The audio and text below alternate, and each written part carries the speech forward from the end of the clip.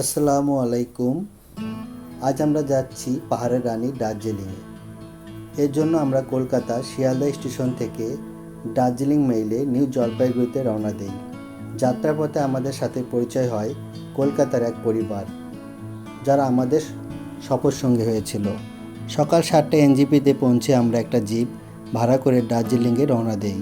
আজকের এই পর্বে কাশিয়াং হয়ে দার্জিলিংয়ে যাওয়ার অভিজ্ঞতা আপনাদের সাথে শেয়ার করব।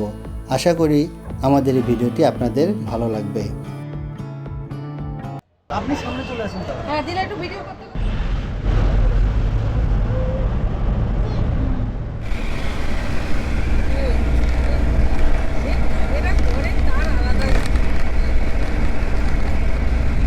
কেমন লাগতেছে তোমাকে? অনেক সুন্দর।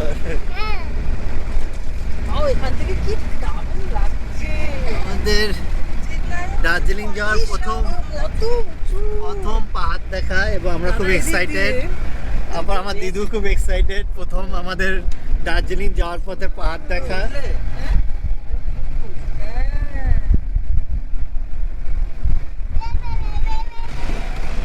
কিন্তু ছোট বাচ্চাকে একটু গরম কাপড় সব ভালো করে লাগা নিয়ে যাবেন কিন্তু সকালে। ঠান্ডা প্রচুর আছে, তার খাবার টাকাও এসে গেছে।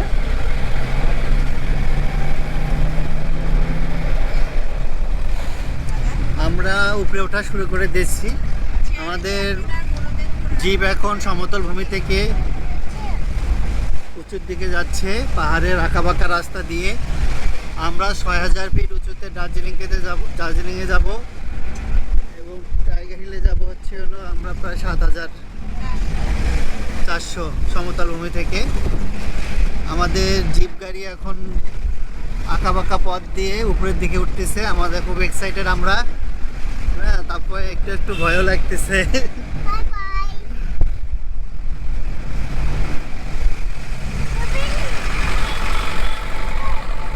একদম উপরে উঠে যাচ্ছি, আঁকা পাকা পথ।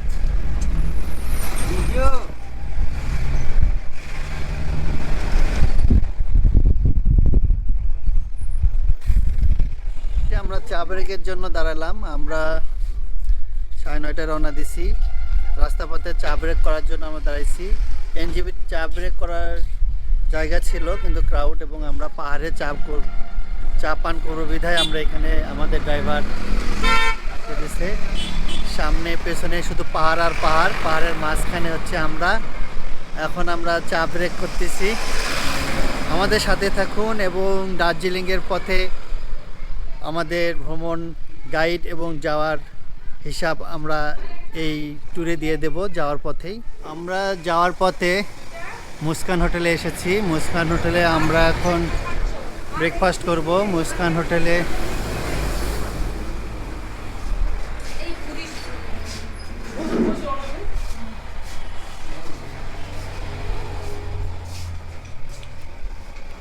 খাওয়ার মেনু, ফুড আইটেম, পুরি সবজিতে আমাদেরকে চাটনি দিছে, সবজি ডাল এবং 3টা পুরি।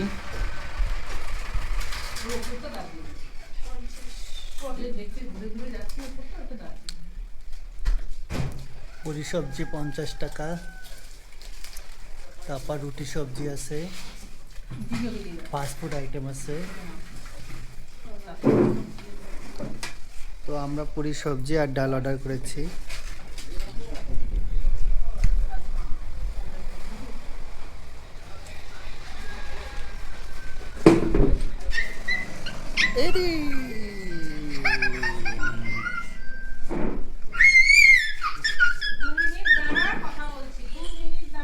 টি ব্রেক শেষে আমরা আবার রওনা দিলাম। খেতে একটু দেরি হলো। তো টি ব্রেক শেষে আমরা যাওয়ার খাওয়ার ঠিক ছিল। যাচ্ছি। যাওয়ার সময় আমরা আপনাদেরকে ভিউ দেখাচ্ছি এবং এর মধ্যে আমরা জেনে দিচ্ছি এনজিপি থেকে যাওয়ার পথে আমরা কিভাবে গাড়ি ভাড়া করলাম এবং গাড়ি ভাড়া আমাদের কত পড়েছে। এনজিপি থেকে নামার পর আমরা একটা জিপ নিয়েছি। এই জিপের ভাড়া হচ্ছে 2500 টাকা। তবে আপনারা এসে দাম মানে যাচাই করে নেবেন, কারণ এখানে বার্গেনিং করে জিপ ভাড়া করতে হয়। সম্ভবত 2000 থেকে 3000 টাকার মধ্যে আপনারা জিপ ভাড়া পেয়ে যাবেন। এবং আমরা এখানে জিপ ভাড়া করার সময় তাদেরকে মানে রাস্তা পথে যাওয়ার পথে আমরা কিছু দৃশ্য দেখব বা সাইট সিইংয়ের জন্য 3টে স্পট পিক করেছি, যেখানে আমাদেরকে নিয়ে যেয়ে ওনারা দাঁড় করে আমাদেরকে দেখাবে। আপনারা জিপ ভাড়া করার সময় এটা ওনাদেরকে আগেই বলে নেবেন ড্রাইভারকে, যাতে যাওয়ার পথে যে ভিউ স্পটগুলো আছে, যে ভিউ পয়েন্টগুলো আছে, যে সেগুলো যেন আপনাদেরকে দেখে নিয়ে যায়। আর এটা না বললে ওনারা হয়তো বা ওই ভিউ পয়েন্টগুলো আপনাদেরকে দেখাবে না। মশলা যেটা দেওয়া আছে সেটা দাও। আরেকটা কথা, আপনারা এনজিপিতে নাস্তা না করে ড্রাইভারদের সাথে কথা বলে আপনারা যাওয়ার পথে বিভিন্ন প্রকার চা স্টল এবং মোমো পুরি দোকানগুলো পড়ে, বিভিন্ন রেস্টুরেন্ট পড়ে, সেখানে করলে একটি পাহাড়ি ফ্লেভার পাবেন, যে পাহাড়ে বসে আপনি নাস্তা করতেছেন, পাহাড়ে বসে চা খাচ্ছেন, এই জিনিসটা পাবেন। তো আমাদের সাথে থাকুন, আমরা আপনাদেরকে পাহাড়ের পথ দেখাচ্ছি এবং আঁকাবাঁকা রাস্তায় নিয়ে যাচ্ছি দার্জিলিংয়ে। আপনার দার্জিলিং যাওয়ার পথে যদি এক বা একাধিক জন থাকেন তাহলে শেয়ারেও জিপ ভাড়া করতে পারেন। ওখানে দাঁড়ানলে আপনার দার্জিলিং যাওয়ার পথে অনেক পর্যটক পাবেন। আপনার 4 জন 5 জন 6 জন মিলে শেয়ারে ভাড়া করলে দামটা একটু দাম পড়ুক, কিন্তু কস্টটা একটু কম পড়ে যায়। সেই ক্ষেত্রে আপনি সেটা শেয়ারেও জিপ ভাড়া করে নিতে পারেন। কতক্ষণ লাগবে দাদা? 2 ঘন্টা। এই লাইনে গার্সেন থেকে এই পর্যন্ত ছোট বড় প্রচুর হোটেল আছে। দুপুর টাইম যদি আপনার লাঞ্চ করেন না, সবজির আইটেমগুলো দেখলে আপনি অবাক হয়ে যাবেন। 6-7 কিসিমের সবজি থাকে। সবজিটা খুব ভালো লাগে।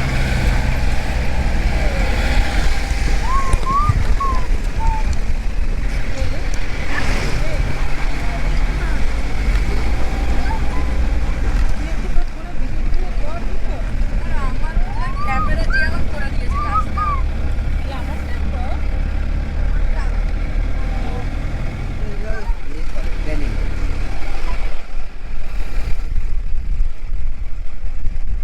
আমাদের সাথে ড্রাইভার, আপনার নাম কি? সুরজ ছেত্রী। সুরজ ছেত্রী। সুরজ স্মৃতি দাদা আমাদের সাথে আছে। দাদা খুব ভালো, দাদা আমাদেরকে খুব সেফলি ড্রাইভিং করে নিয়ে যাচ্ছে। দাদা বেশি ঝুঁকি নেবেন না, সেফলি করে নিয়ে যান, অসুবিধা নেই।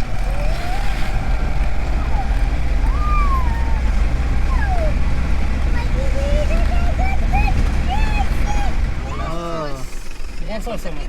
এই একটু সে ভিডিও করে নাও এটা। একটু দাঁড়ান দাও। যে এটা বর্ষাতে বর্ষার কারণে এখন শুষ্ক মৌসুমের কারণে এটাতে পানি নেই। এটা হচ্ছে রোহিণী ওয়াটারফল। আমরা নামলাম না, চলে যাচ্ছি। আসলে আমাদের ব্যাড লাক বলা যাবে না, কারণ বর্ষার কারণে পানি না থাকায় আমরা এই ঝর্ণা থেকে চলে যাচ্ছি। কারণ এই ঝর্ণাটা দেখারও আমার যাওয়ার পথে আপনাদের এই ঝর্ণার পয়েন্টটাও বেছে নিয়েছিলাম আমরা, যে এখানে দাঁড় হয়ে কিছুক্ষণ থাকবো, কিন্তু দুঃখের বিষয় এখন পানি নাই। তবে বর্ষা মৌসুমে এই ঝর্ণাতে প্রচুর পানি থাকে।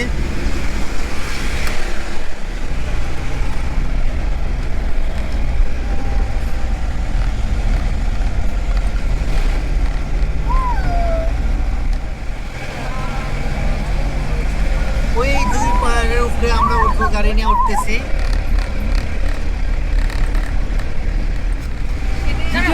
হ্যাঁ, আরে জিজু বলছি, জিনু।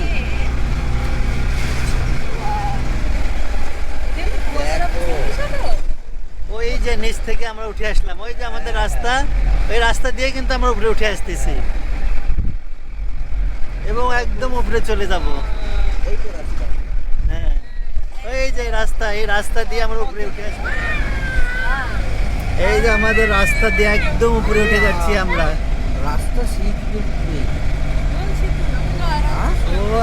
আঁকা বাঁকা পথ দিয়ে পাহাড়ের উপরে উঠে যাওয়ার মজাই আলাদা। যে পাহাড়ে আসবে না সে পাহাড়ের ভালোবাসা বুঝবে না। পাহাড়ের অন্যরকম এক ভালোবাসা, পাহাড়ের প্রতি অন্যরকম এক টান। আমরা যাচ্ছি পাহাড়ে, দার্জিলিংয়ে।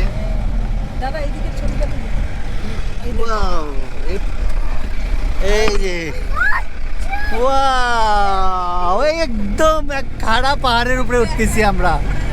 যদি একবার ব্রেক ফেল হয়ে যায় তাহলে গাড়ি পেছনের দিকে পুরোটা ব্যাগ।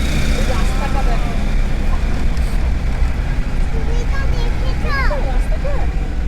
দুর্দান্ত রাস্তা ওয়াও, ওই ওই যে সাদা সাদা যে রাস্তা দেখা যাচ্ছে, এই রাস্তা দিয়ে আমরা একদম ওই পাহাড়ের উপরে উঠে যাবো। এর বাজার দেখা যাচ্ছে পাহাড়ের শহরে, পাহাড়ের ভিতরে আবার শহর দেখা যাচ্ছে।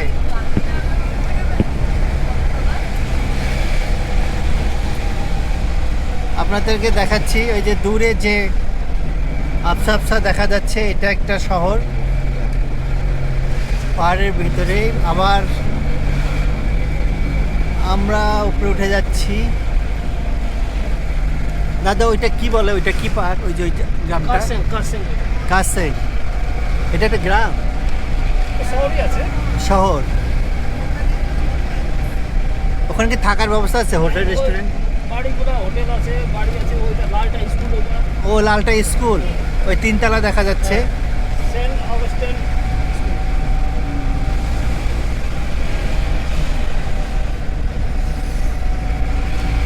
ওই লালটা স্কুল দেখা যাচ্ছে। এখানে যারা পাহাড়ি আদিবাসী থাকে, পাহাড়িরা, তারা লেখাপড়া করে। বোর্ডিং স্কুল এটা। Boarding school, boarding school.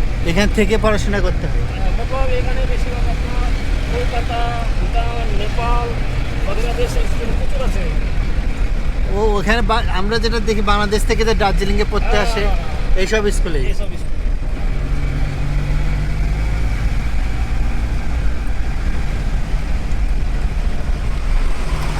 তারপরে ঘুম স্টেশন আছে আপনার ৭,৪০০।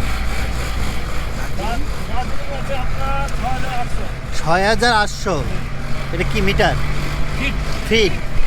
৬,৮০০ ফিট হচ্ছে দার্জিলিংয়ে আমরা যাচ্ছি এখন।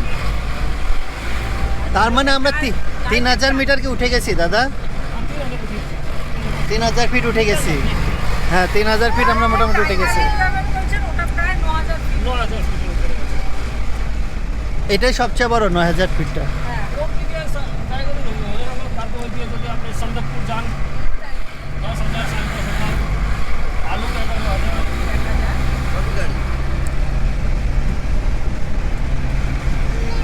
এই I love Kashmir।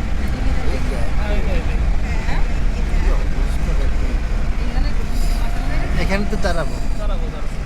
এখানে একটা ছবি তুলবো সবাই মিলে একটা ছবি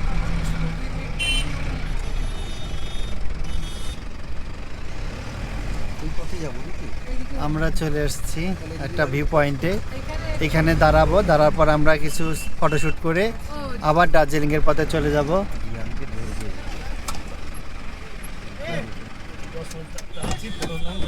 মৌসুম ক্লিয়ার নেই, বাইরে খুব সুন্দর দেখা যায়। আমরা নেমে এসেছি এখানে। নামার পর আমরা ফটোশ্যুট করব। ফটোশ্যুট করার পর আবার যাব। দূরে পাহাড় দেখা যাচ্ছে। আজ শীতকালে আসার কারণে, আজকে কুয়াশার কারণে পাহাড়ের ভিউটা ভালো আসতেছে না। তারপরও যতটুকু দেখা সম্ভব আমি দেখাচ্ছি আপনাদেরকে।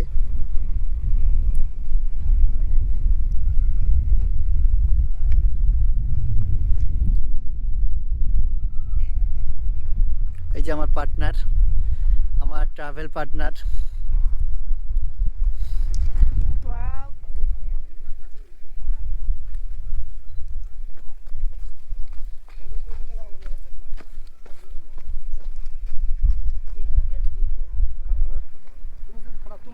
दो आदमी रहो, एक तुम उधर अपना दो का हम ले लेंगे फटाफट से ले लेंगे तो तुम लोग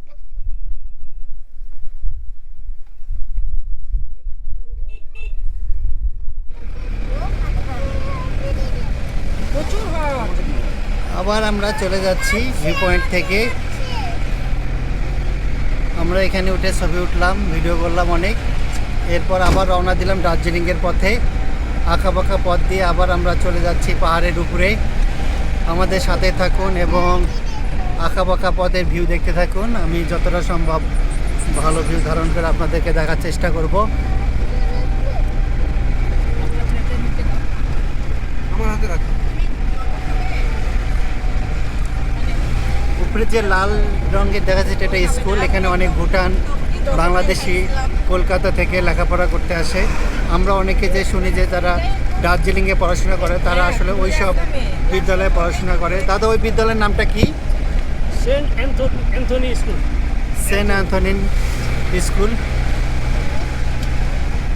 সুন্দর, এটা একটি শহর, একটা গির্জাও দেখা যাচ্ছে।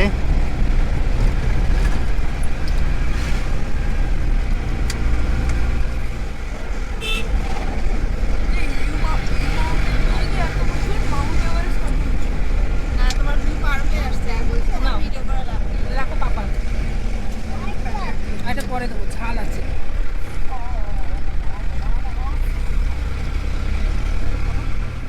শহর দেখতে পাচ্ছি পাহাড়ের ঢালুতে শহর একদম। প্রবেশ করতেছি কাশিয়ান শহরের প্রবেশদ্বারটা আপনাদেরকে দেখাচ্ছি।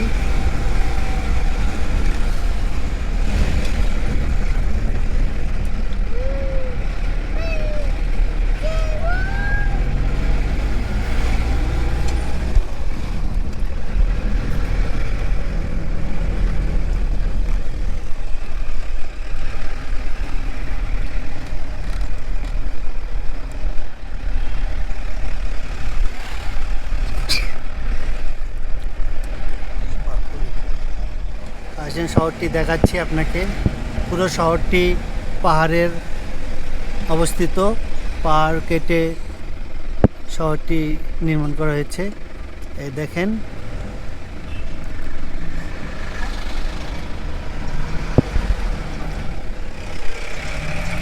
পুরো শহরটি এখানে ধারণ করা হচ্ছে।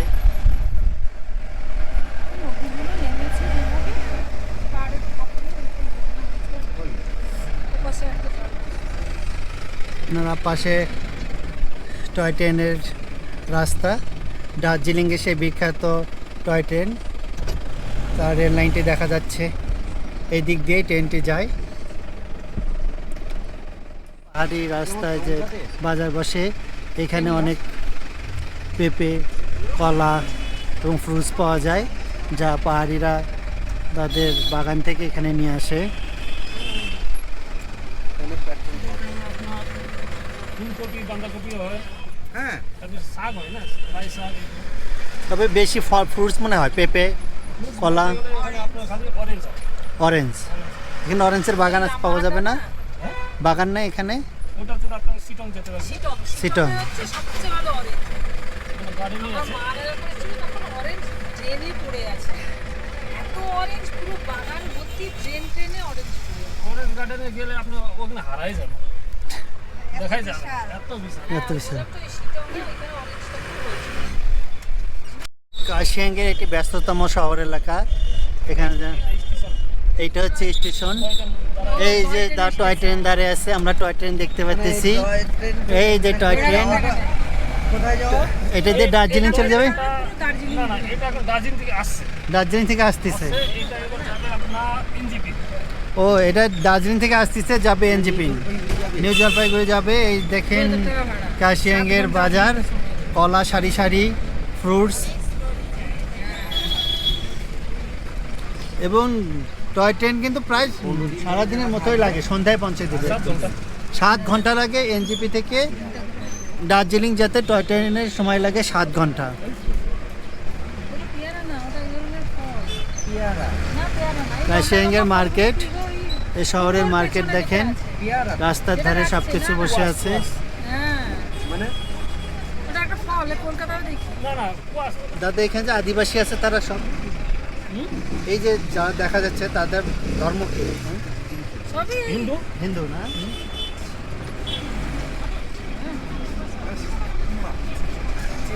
না, একদম একদম একদম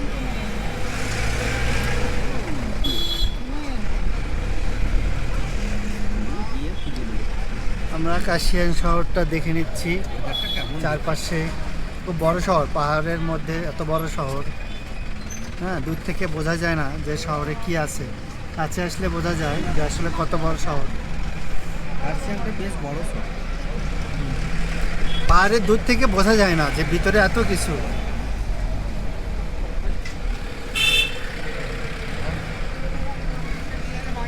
কাশিয়াং থেকে দার্জিলিং যাওয়ার এক ঘন্টার রাস্তা বেশি হচ্ছে লাগে? 33 কিলোমিটার। 1 ঘন্টার রাস্তা, কিন্তু ট্রাফিক জ্যাম টাম হয় একটু। ঘন্টা দেড়েক হলে পৌঁছে কাশিয়াং যাবে। থেকে দার্জিলিং যাইতে সময় লাগে 1 ঘন্টা, কিন্তু জ্যামের কারণে এটাই কম বেশি হয়ে যায়।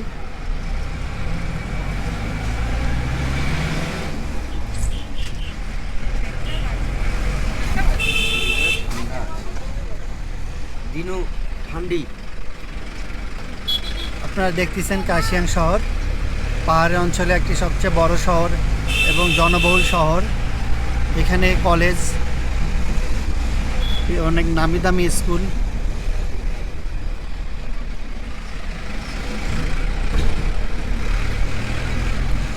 এখানে অনেক নামি দামি স্কুল এবং কলেজ পাবেন, এবং অনেক শিক্ষার্থী যেগুলো বাংলাদেশ, ভুটান, তারপর কলকাতা থেকে এসে লেখাপড়া করে, আবাসিক অনাবাসিক দুটোই আছে।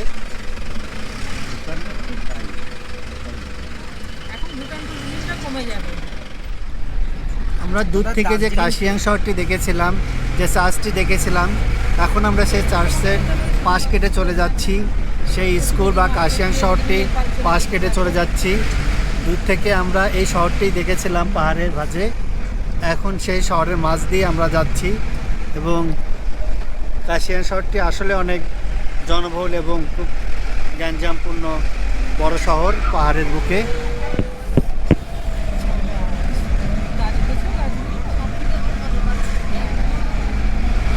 ও একদম মানে কুললি সব দেখে চলেছে।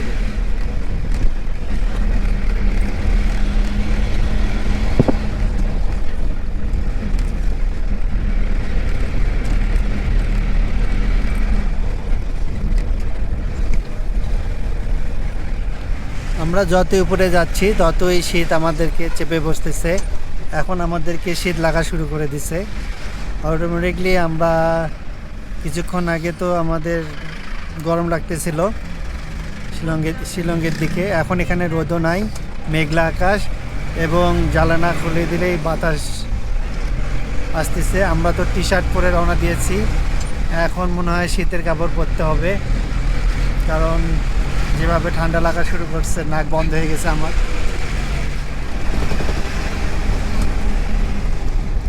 সোনাদা শহর পার হয়ে যাচ্ছি আমরা, এইভাবে একের পর এক শহর পড়বে। এখন ঠান্ডা প্রচুর লাগায় আমরা শীতের কাপড় পরা শুরু করছি এক এক করে, কারণ এখন আর টি শার্ট পরে আর চলবে না, প্রচুর ঠান্ডা লাগা শুরু করে দিছে। তাই আমরা এক এক করে গাড়ির ভিতরে ঠান্ডা কাপড় পরে নিচ্ছি, যাতে ঠান্ডা না লাগে, গরমের কাপড় পরে নিচ্ছি। আমরা এখন সোনাদা শহর পার হয়ে যাচ্ছি।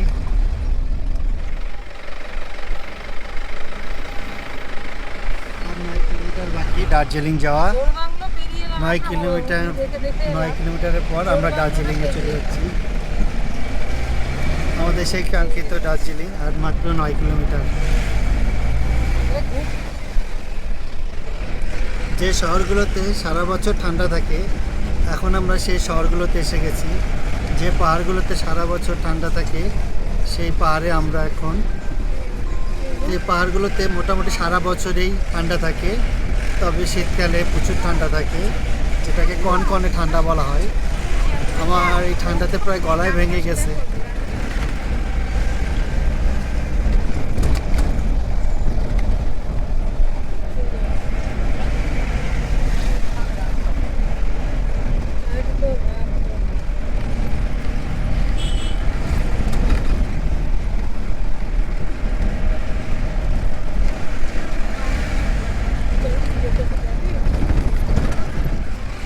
এই হচ্ছে টয় ট্রেন, এবং এটা হচ্ছে টয় ট্রেনের স্টেশন, যেটা দার্জিলিংয়ের থেকে নিউ জলপাইগুড়ি এবং নিউ জলপাইগুড়ি থেকে দার্জিলিং যাতায়াত করে।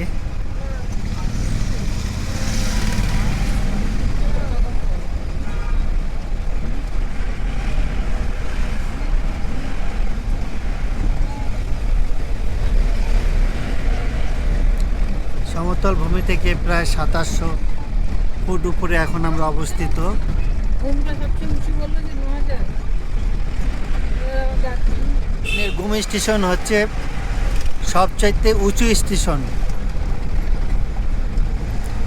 সে রেল স্টেশনের সবচাইতে উঁচু স্টেশন হচ্ছে ঘুম স্টেশন, যেটা দার্জিলিংয়ে অবস্থিত। দার্জিলিং যাওয়ার পথে পড়ে।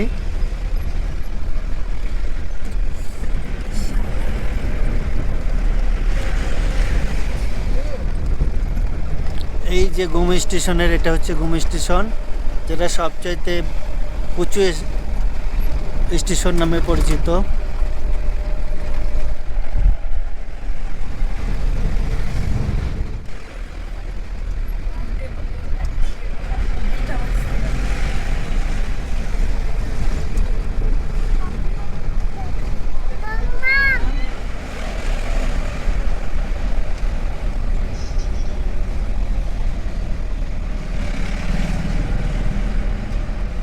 আমরা চলে এসেছি দার্জিলিং শহরে। এখন দার্জিলিংয়ের দুপাশে রিসোর্ট বাড়িগুলো আমি দেখাচ্ছি। জিজ্ঞাসা করছে। বুঝতে পারছেন আপনি? ফ্লাইওভারে বুঝতে পারছেন না? নামটা রাস্তাটার নাম। হ্যাঁ? লিম্বুগাঁও। দুপাশে শুধু হোটেল আর হোটেল। দার্জিলিং শহরের দুই পাশে হোটেল। আমরা নেমে একটি হোটেল পছন্দ করে তারপর দাম ঠিক করে উঠব। আমরা আগে থেকে কোনো হোটেল বুক দেইনি, এখানে এসে আমরা হোটেল পছন্দ করে তারপর হোটেলে উঠব।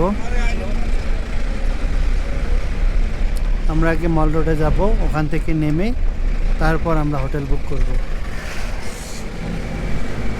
কোনটা হোটেল টয় ট্রেনের স্টেশন, টয় ট্রেনের लिम्बूगाउँ भन्दैछ हजुर लिम्बूगाउँ अरे लिम्बूगाउँ লিম্বুগাঁও হোটেল ভিলা এভারেস্ট। भिला एभरेस्ट अरे हौ আমরা যে হোটেলটাতে উঠেছি সেই হোটেলটার আজকে রিভিউ দেব। হোটেলটা আপনাদের সামনে দেখেন, রিদ্ধি সিদ্ধি রেসিডেন্ট। চলেন আমরা এর ভিতরে যাই।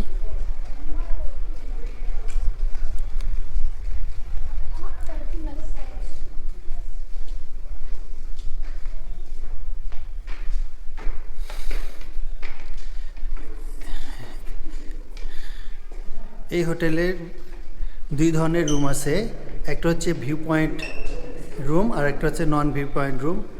আপনারা যদি ভিউ পয়েন্ট রুম চান তাহলে এটি ভাড়া হচ্ছে 2000 টাকা। কনসিডার করে দামাদামি করে আপনারা 1800 পর্যন্ত নিতে পারবেন। আর যদি আপনারা ভিউ পয়েন্ট ছাড়া থাকেন তাহলে আপনাদের ভাড়া হবে 1200 থেকে 1300-1400 রুপি পর্যন্ত। এখন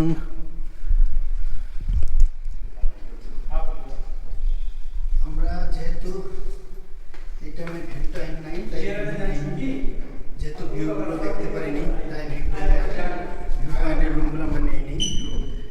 আপনাদেরকে আমি ভিউ রুমগুলো দেখাচ্ছি, এখান থেকে আপনারা দেখতে পারবেন। এই হচ্ছে ভিউ পয়েন্টের রুমগুলো।